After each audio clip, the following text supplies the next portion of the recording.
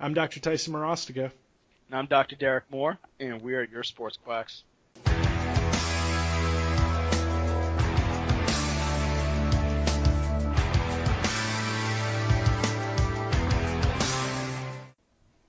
All right, welcome back to all of our sports quacks out there. Today we got a kind of a fun topic. We're talking about basically muscular adhesions. What are they? How are they diagnosed? And kind of, everybody seems to have a different definition. And I know that Derek and I kind of feel differently about them. I'm pretty open to listen to people's thoughts because I find that explaining an adhesion to a patient to actually be pretty difficult. I'm an active release technique guy. I've bought in. I've drank the Kool-Aid at this point. I love it. But here's the thing. Some of the things that I have to explain to patients don't make sense. They make sense when you've done cadaver work and you've opened up patients and you see, but then again, like, your patients are not cadavers. They haven't been sitting in a freezer for however long, so to me, when I explain adhesions, it comes down to what's going on with the patient. Is it a chronic situation? Is it an acute situation? And we're gonna kind of get into the nitty gritty about what this actually means. So Derek, tell me, from your perspective, if a patient comes in and they have an acute situation, and you're going to talk about adhesions, or are you going to talk about adhesions? Yes, so I'm also an ART guy, but the biggest issue I've had with ART is primarily with that thought of adhesions, because to me, it just never made much sense. It made sense as an explanation for it, but when I started to look into some research, I think it was done by McGill, he found out that beneath the surface, basically, it's a frictionless interface. So it's not as if there's things getting stuck together, because there's just nothing to be stuck with. It's frictionless. Okay. So now we start to wonder, I'm like, okay, so what is it that I'm feeling? What's going on underneath the tissue? And the next answer was, okay, maybe this is disorganized tissue, scar tissue. What's going on there? But if it's scar tissue, it's not. You can't adjust scar tissue. Think about anybody who's had surgery. Go to that scar and rub it. Just keep rubbing it. Is it going to go away?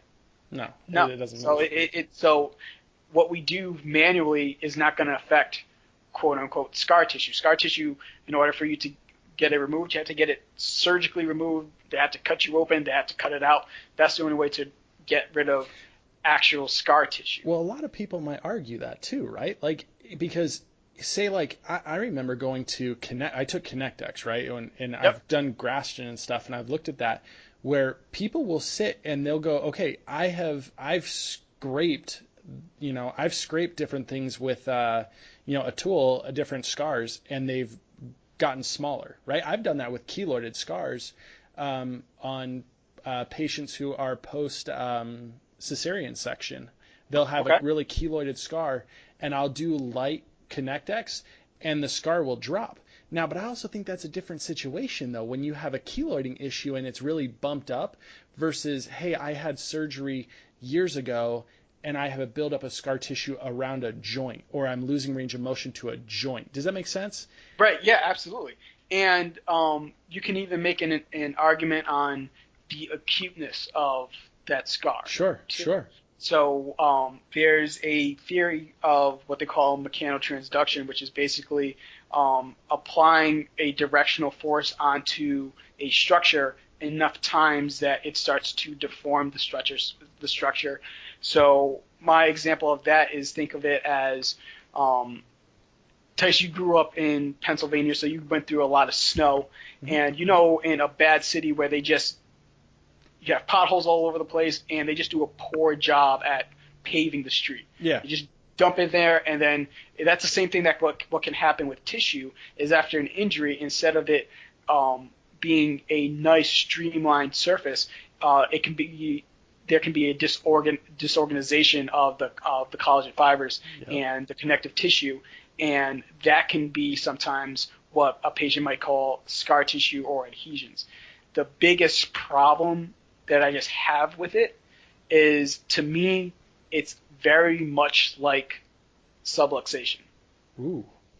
It's a word that we use because we can't fully understand what's going on. So it's the subluxation of soft tissue. Huh. See, so if I can't use subluxation because it's not, and some might even argue that there's better evidence for subluxation than there is for like breaking up scar tissue or breaking up adhesions.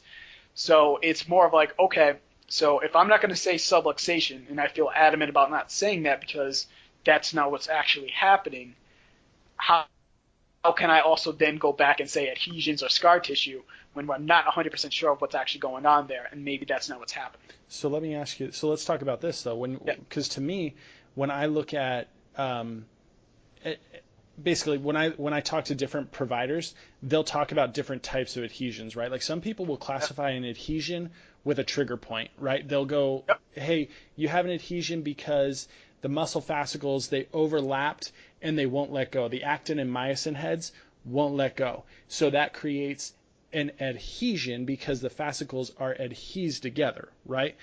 Okay. Now, I've heard that. But then I also talk to other providers and they go, yes, it's that, but it's fascial adhesions where the body's response to an inflammatory injury is to adhere to structures around it. It's kind of the safety and protection mode, right? So for me, I always think of it as the cadaver work that we did in school, where when I peeled back a layer of muscle, it was almost like this spider web type material. There's your fascia. And it's pulling like it sounds, and it pulls essentially like Velcro. And I think that's more of the active release technique definition that I kind of have grasped onto, and that I like explaining to patients, even though it can be tough to say. Now, I guess I can understand the frictionless surface between the muscles, but what are your thoughts about fascial adhesions? But obviously we're all connected through with fascial trains. Like we know that there is fascia that connects each, and that actually provides strength and stability to certain areas. But what are your thoughts? Are those fascial adhesions, are they just there, or are they a response to injury? Right. And the issue there is, when it comes to that fascia, it's a matter of that frictionless surface. Right. So when you take your, let's just take your jaw. So if you grab the skin to the right of your chin and pull on it and try to move your mandible by just pulling onto the skin. Okay. It's not going to move. Right. Because it's a frictionless surface. Eventually there'd be a point where you can push enough and pull down that you can do that, but you can't. You actually have to push down the bone in order for you to start to move anything. So you're not going to move muscle by just applying pressure. So the tension that we create in ART is more about, in my opinion, more about just creating a mechanoreceptor response. And then by moving them through ranges of motion, we're having a more of a short-term neurological effect on their stretch reflex. Because I'm going to steer away from pain for a second. So let's just talk about somebody who's missing range of motion. Okay. And we're just trying to improve somebody's range of motion. So range of motion is really just, if people don't know and don't understand, range of motion is really just dictated by your stretch reflex. Your stretch reflex really is just, it's your muscle spindles that basically monitor your muscle length. And then when your body starts to exceed that length, the spindle fires. It sends information up to your spinal cord, which then goes into your brain, which then tells your muscle to contract in order to stop that range of motion. So the stretch reflex is really what's the most important thing. And your stretch reflex is predetermined by basically previous experiences. So do you sit all day? So your stretch reflex might be smaller when it comes to your hip range of motion. You might not have as much hip extension because your body's just like, hey, we're sitting here. Let's just get better at having more hip flexion, not worry about having more hip extension. And so it's previous experiences, but it's also your brain controls how much range of motion you have when it feels unsteady at those end ranges. So if it doesn't trust you with your end range hip extension, more than likely it's not going to allow for you to display that.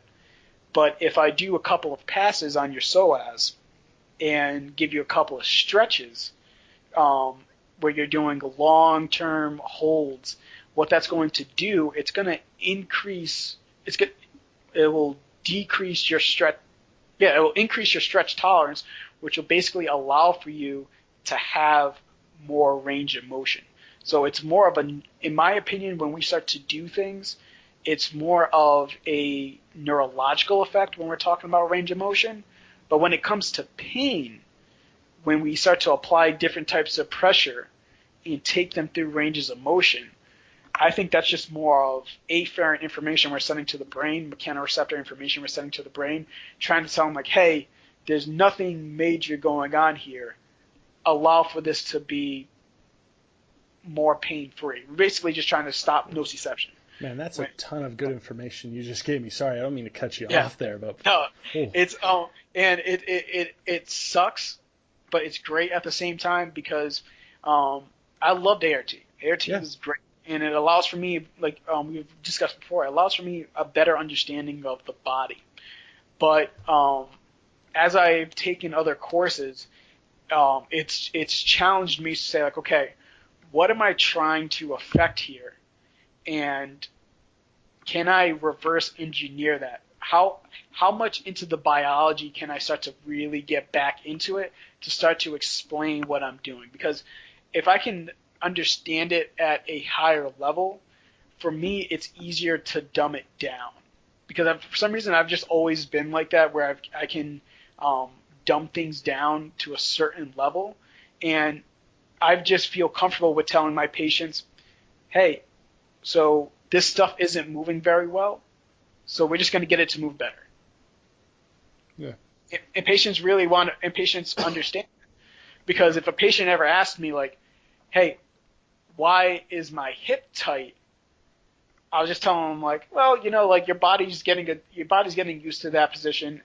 All we want to do is introduce more range of motion to it and get your body to trust it a little bit more, and you'll be fine. But if they ever pushed me on it, like a clinician, because when I was working with the athletes, we were in more of an athletic training room, and a PT, well, no, it wasn't a PT, it was a massage therapist. They started to push on basically tight muscles versus like doing activation versus deactivation techniques.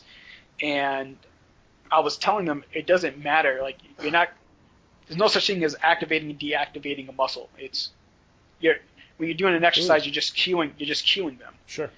And like if your glutes aren't inactive unless you have like a severed superior shoulder, Right. So patterning, right? We're talking patterning. Right. So you're saying cues, but I want to say for other people who maybe don't know exactly what I mean, we're talking patterning and motor control and firing, sequencing, essentially. Yeah, right? Exactly. But this is the problem that we get into, I think, as clinicians. So when I say glute inhibition, you understand what I'm saying. Right. But we talk to each other and we listen to these podcasts and we read these blogs. We say it so often to each other that we understand the deeper layers of everything. Yeah. But the patients, when we tell them your glute's inhibited, they don't understand the deeper layers of everything. Right. They think it doesn't fire at all. Exactly. Right? Like, it's just done and there's nothing I can do. And that goes to maybe a personal trainer who doesn't understand the deeper layers. Because when we say those things, like when you and I say chiropractic subluxation, we know what we're talking about. Right. We're talking motion.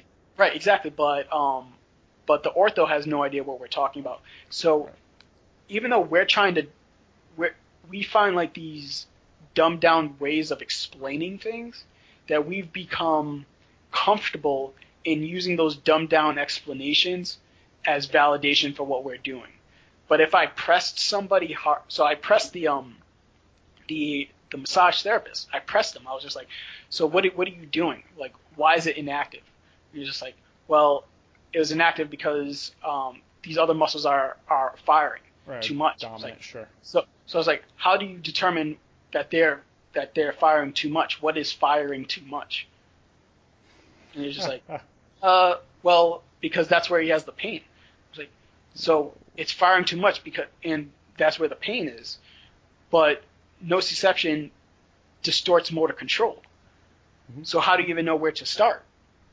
And it's really easy when you start to go into some of these dumbed down reasonings to start to trip over yourself.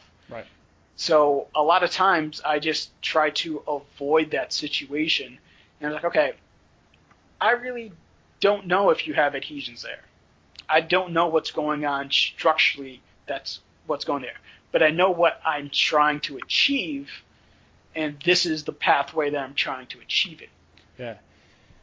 See, with range of motion stuff, we can talk all day, right? Like, because range of motion stuff, we start, like I said just a minute ago, or like you're getting into, we're talking motor control and patterning and creating range of motion differently than going in and saying, hey, I'm going to improve your range of motion by breaking up adhesions, because adhesions reduce the length of the muscle, right?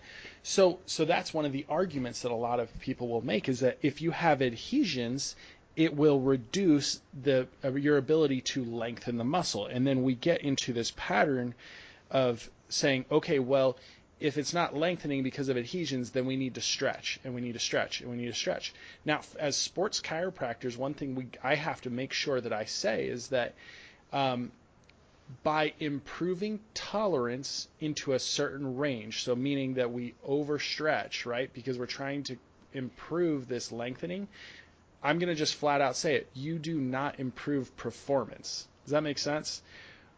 What I'm saying there is that if you I'm with you. Just keep going. If we find someone we have a great athlete who comes in and we find that they have limited range of motion, by sitting here and going, hey, I'm going to have you stretch and stretch and stretch, and that's going to improve your range of motion, and that's going to make you a better athlete, that's not true. Because for me, that's then ties back into Derek's basically thought of improving motor control in certain ranges, right? Improving motor control at your endpoint versus stretching into your endpoint. Because improving motor control into your endpoint will improve your athletic performance, but stretching through your end range is not going to increase tolerance is not going to improve performance.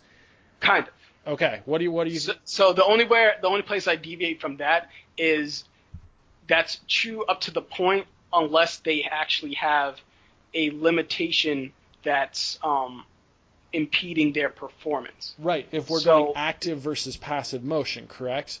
Well, more so of like we do the let's just keep it simple and say like, okay, we do the toe touch, and this person really can't get their hands past their shins, and we do like an active straight leg raise. We see that there is a deficit there with the range of motion. What we can do is we can do motor control exercises and get them stronger with their range of motion that they have, but it would be more advantageous for them to have more range of motion too. You know what I'm saying? Sure. Like, nobody's ever going to argue, oh, I have too much control over my ranges of motion.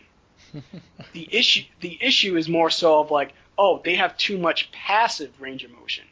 But if I can give you range of motion that you can also control, that gives you more options as an athlete versus just getting you stronger with what you already have. Sure. Because if I give you, let's just stick with like MMA, and you're on the ground and you're rolling with somebody in jiu-jitsu, if you only have a certain amount of range of motion, you only have certain options for escapes, for submissions, for different techniques. Sure.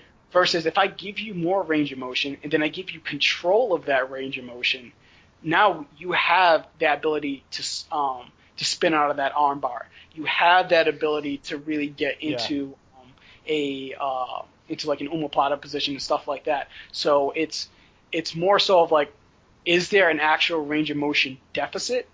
And if there is, and we're talking about strictly performance, that's a place where like, okay, the only way you're going to get range of motion is by increasing that stress tolerance. That tolerance, you see, and that's, you see, so let's talk. So with that, we're talking to, you see, I'm talking from the golf perspective, to be honest, and Okay. you're talking from, and I love where you're coming from with MMA, because MMA, I treat a lot of jiu-jitsu athletes. I treat a Yeah. lot of guys, and you're exactly right, because they are in a sport where they're being contorted and they need that tolerance. Right. They need Right. that long extended tolerance. So getting them passive range of motion is a beautiful thing. I have too many of them that struggle on the ground because they go, my hips become painful, I'm wrapped up with someone, I'm so creating that passive range of motion in the hips is huge. See, I'm thinking from the golf perspective, where I'm going, hey, this is a quick movement, this is a quick explosive movement. So do I need to create that tolerance in that position? Not necessarily, right? Because we're gonna create that motion somewhere, right? Someone has poor hip mobility, I'm gonna give them get them motor control in that area, but I'm not necessarily gonna sit and be like, hey, I've got to work you out and I've got to get more passive range of motion into that joint, because they don't need that long extended tolerance. Does that make sense? So let's just take somebody with, we'll stick with the golfer, right-handed, Mm-hmm. medial elbow pain on the right side, Okay. and you find out that they're missing external rotation in their shoulder. Mm-hmm. Would you or would you not address that range of motion deficit in the shoulder? I am, but I'm going to treat that differently, because let's say, is there pain only when they play golf, Oh, wait. or is this? Yeah, it's only when we'll just stick with only when they play golf. Yeah, you see, if it's only when they play golf, I'm not necessarily working on tolerance in that. Like, hey, I'm gonna just stretch it out. Obviously, I'm gonna stretch and improve it, but I'm leaning more towards an active care situation in creating that motion actively, rather than, hey, I'm just gonna stretch through it. Right. Oh, yeah. No. No. Okay. Yeah. Exactly. But what I was trying to get at was more so of the TPI screen allowed for you to identify the range of motion deficit where it was at. Mm-hmm. So you weren't thinking of, oh, you have medial elbow pain, let me start to stretch the flexors. Right. You assess the body. Assess the body. And you found out that your range of motion limitation was at the shoulder. Right. So now we can load you in other places, but if your range of motion deficit is at your shoulder and you don't have the ability to get into positions, you can't teach motor control in positions that you can't get to. Right. Exactly. So you have to say, okay, can we get to this position? So you can take them there passively and be like, okay, yeah, you know what? When I get here, I only feel a muscular block. I don't feel like I'm hitting end range bony type of stuff through there. So now you have something to work with. You can even do like an isometric hold, and if their range of motion improves after that, then we know that, oh, okay, there's a neurological block on top of possibly a muscular block. We can now start to work through that range of motion. Yeah. But if you found the range of motion deficit at a place, then that's where in my opinion, that's where you need to work first. Sure. Versus just being like, oh, you have pain here, I'm just going to stretch here, or I'm going to activate these muscles.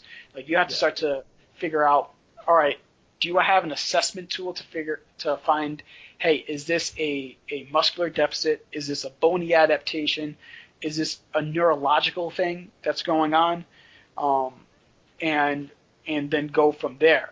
One of the problems with the adhesion aspect is, if we're talking about like biological stuff, are we talking about an actual shortened muscle? when we're talking about like an adhesion. Mm-hmm. You know, like is it something where if we say that this person has an adhesion in their vastus lateralis and we cut them open, is it something that's actually going on? Can we see that discontinuous type of connective tissue, or that, or is there a way to measure the amount of oxygen getting into a place that triggers a trigger point? Well, let me ask you that. So would you agree? Because one of the theories and one of the philosophies is that actin and myosin heads overlap, right? And we pull it in, whatever, and basically they don't let go, right? That is one of the philosophies and theories around the ground foundation of a trigger point, and that is believed to what starves off what starves the muscle of nutrition in that area, and that creates an inflammatory cascade. Would you agree that that's possible? Right, that's possible, but what is it doing? Do you mean like, is it a response? Why is it not letting go? No, why is it important? Oh, well, to be honest, I mean, I guess to me, that's part of the pain. I mean, that's a big thing with pain. Now, we're talking, obviously, I jumped kind of out of the range of creating motion, and now I'm talking more towards, hey, treating pain and treating more discomfort. Is that it's important because I feel that those really, to be honest, just that those are your pain generator, right? And creating, and when it comes to, because obviously for me, yes, I improve range of motion. I talk mobility, stability is where I base my practice, but I have to address pain, right? So for me, when I want to go like, hey, I'm working on, I'll call that maybe an adhesion, because I like that idea of overlapping actin and myosin, not letting go, not relieving, not relaxing, and therefore those minor contractions throughout the muscle create a fatigue, create muscular fatigue, which can create an inflammatory cascade effect in that area. See, I can grasp onto that. I'm good with that. Is that something that you can work with? Yeah, yeah. And it's just layered. It's just like if you don't have enough oxygen to the muscle, then no oxygen will lead to increased fatigue. Increased fatigue will mean that the muscle is less efficient. The muscle is less efficient, has to work harder, opens up to more strain. More strain might create some pain there. Increased firing of nociceptors. That's all fine. Yeah. I can grasp onto that. But when I'm talking to a patient that's coming in and the clinician, I would probably say 85% of patients will have some type of trigger point referral in infraspinatus. Yeah. And it's to me, it's just more of like, okay, is this trigger point important or not? Because if everybody's having it, is it something that's going on? And is it something where I'm just like, okay, I'm pushing on a muscle and it's painful. There's obviously something that's wrong there. I just don't have a great reasoning for treating that area by continuing to rub it. See, you're gonna get me into a fit over this, because treatment of trigger points pisses me off. I get angry when I talk to people about how they address trigger points, because it makes no sense to compress a trigger point. Like I get, like, you're gonna say, oh, we're gonna contract it. By pushing it, you cause it to contract, and then you start talking about the sodium potassium channels and the neurological response. If you overcontract a muscle, then it has to depolarize and relax and return. I think that's a bunch of hoo-ha, and I don't like that as an explanation, personally. Right, but even then, when you start to talk about that reasoning, it causes me applying pressure causes the muscle to contract. Not necessarily. Yeah. And then plus, if we're talking about the all or nothing principle, I would rather still have them do an isometric exercise to actually get, if the muscle contraction is what you're seeking, why not just have them contract the muscle? Exactly. Why not load it? Why not load it in, and I'm even load it at its maximal point, right? So get it into a get it into contraction, right? Contract the muscle, isolate the muscle, and then put a load on it. And Right. and and that is going to give you a better response in that cascading effect, that all or nothing principle, than it is to say, oh, I'm just going to press on it and individually focus. That doesn't make sense. Right. And now maybe I haven't found the correct technique for it, but what I find is that those trigger points, when I press on them, they tend to stay whether or not that person has shoulder pain or not. Yeah. So it's more of like, okay, so I've done ischemic compression, I've done Graston, I've done flossing, I've manipulated the shoulder, and I've done dry needling into the area with stim. And they come in and you press on it and it hurts every single time still. What's that going to do to your buy-in? They're gonna exactly. So like you don't know what the hell's going on. Right. But if you come in and you tell them, be like, hey, this might always be here, but it's not disturbing anything that's going on. Right. So let's just fix your shoulder range of motion, but realize that when you get a massage or when you take a lacrosse ball and you roll through that, you might always have some discomfort there because you're pressing the tissue. Exactly. So I just tell my patients, it's like, hey, listen, we're going to try to, if it's like an active, I think I like the idea of like that active trigger point where it's like they can feel it, and then when you press on it, the symptoms intensify. Mm-hmm. Then I feel like, okay, we might have something there. But for you to just like, oh, you have, I'm going to press on your shoulder, and all of a sudden it sends that referral point down. The importance in the diagnostic aspect of it, I'm not fully there yet. Yeah, I don't buy into the whole, oh, I've got knots all throughout. When I get tight, I get knots all throughout. I don't buy into that because I can press anywhere on someone, and I can press hard enough to make it hurt. Right. I can create a trigger point if you want. Like, you have patterning, right? Like, we all, what is it? Travell trigger point patterning, right? Like, Travell tells us, like, hey, here's where they're at generally. I can create a trigger point somewhere else. I can press hard enough that it'll feel like one too. So that whole thing kind of is interesting to me. I don't like following that set patterning. So for me, like, that's what I love about, doing active release, pin and stretch, whatever you want to call it. I'm fine if you guys want to do, what NMR or whatever. You gain a greater sense of the muscle itself. Like, you get to really, your feel becomes great because you can feel where restricted motion is throughout the muscle.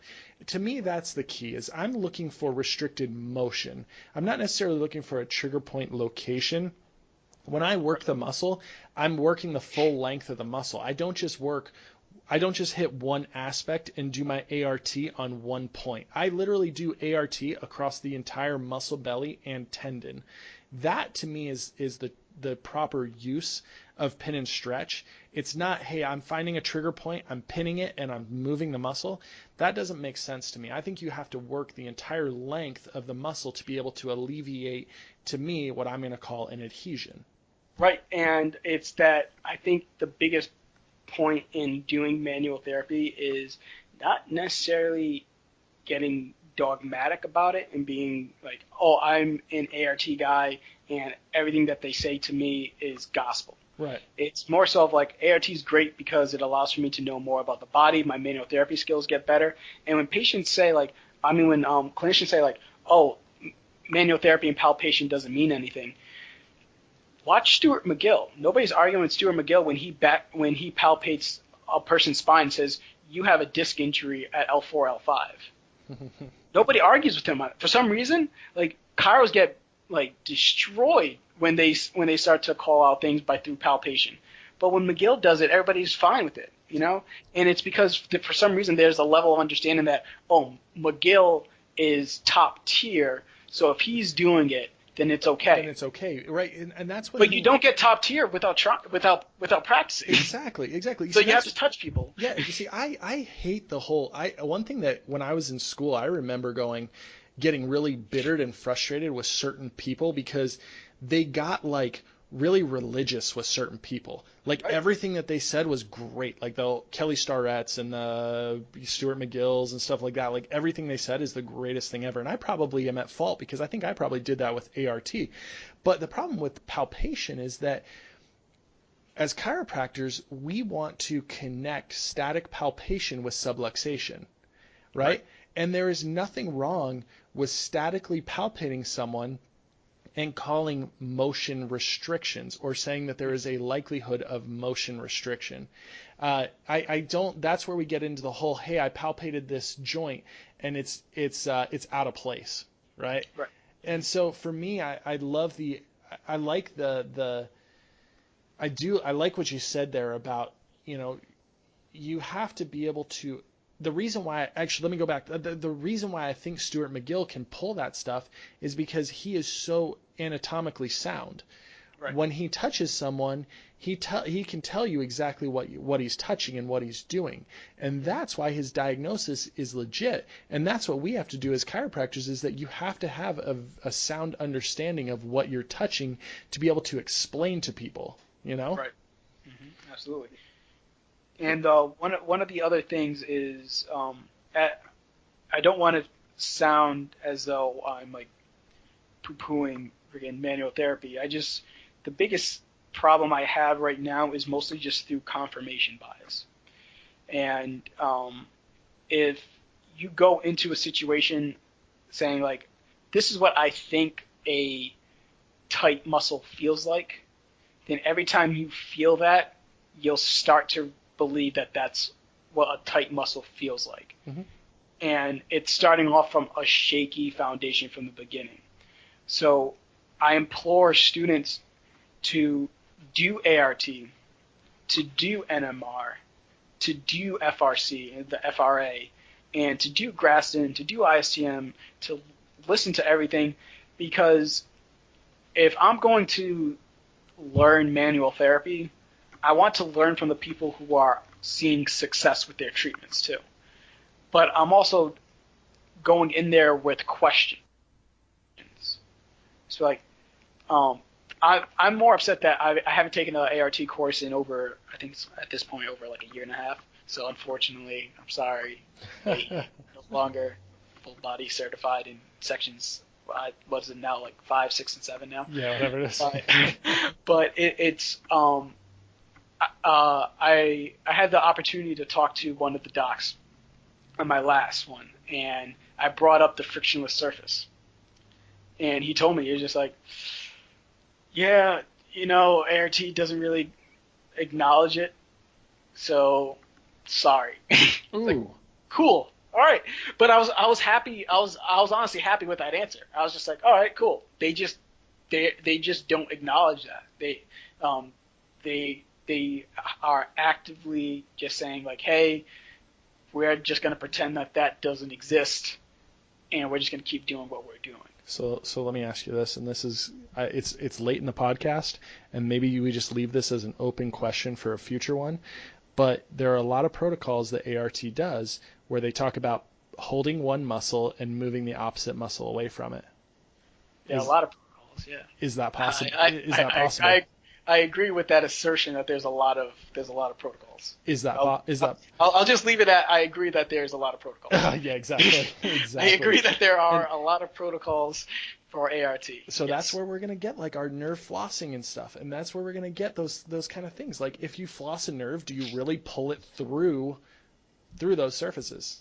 Do you really like you have to have to be able to have like to move one thing away from another, you have to have that friction. You have to have that hold. It has to be able to stabilize, right?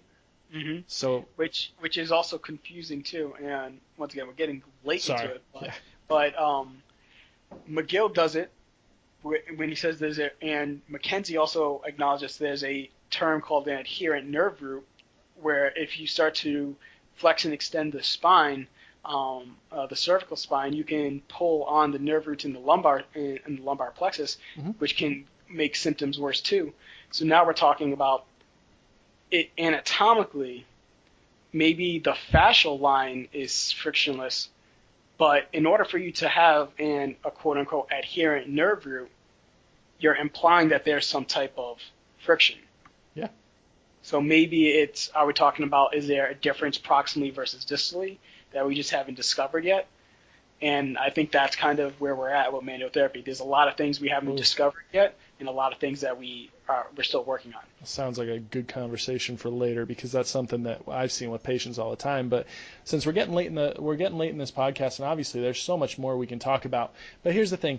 When it comes to adhesions, a lot of people have different definitions, but it's on us as providers that we need to have our own definition. Derek and I obviously have different definitions, but when it comes down to it, does it really matter if we're getting our patients better?